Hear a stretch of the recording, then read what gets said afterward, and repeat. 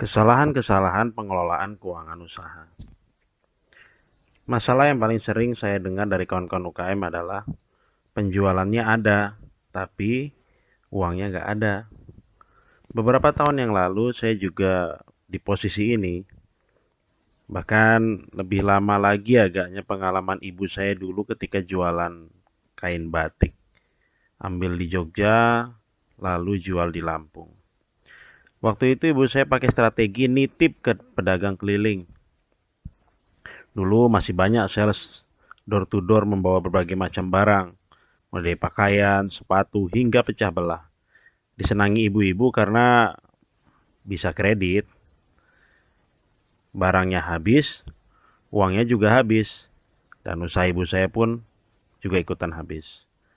Beberapa tahun kemudian saat saya memulai usaha saya sendiri, masalah yang sama juga menghampiri saya. Jualannya banyak, uangnya nggak nampak. Apakah saya menggunakan strategi yang sama dengan ibu saya? Nitip ke penjual lain? Tidak. Saya menjual sendiri dan sebagian besar pembayarannya adalah cash.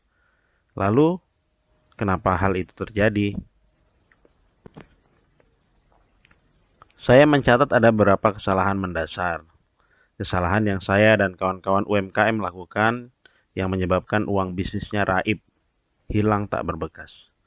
Saya yakin kawan-kawan sudah tahu. Saya hanya mencoba mengingatkannya sedikit. Kesalahan yang pertama adalah rekeningnya masih bercampur antara uang pribadi dan uang usaha. Ini adalah kesalahan pertama dan paling banyak dilakukan. Bercampur uang di satu rekening membuat kita sering lupa kalau uang di rekening itu selain punya kita, juga punya usaha, modal buat jalanin usaha. Apalagi saat uang di rekening tadi itu ada banyak, makin kalap kita dibuatnya. Jadi pertama sekali, jika kita ingin usahanya kelihatan uangnya, pisahkan antara rekening usaha dan rekening pribadi. Apakah dua pembagian ini cukup? Ternyata tidak, kawan. Terkadang juga ketika kita punya rekening usaha satu, kita juga sering kalap.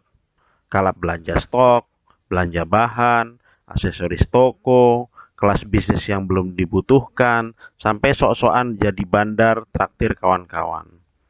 Jadi gimana? Sejauh ini saya menerapkan untuk rekening usaha, saya membagi lagi menjadi 3 rekening berikutnya. Yang pertama itu rekening utama.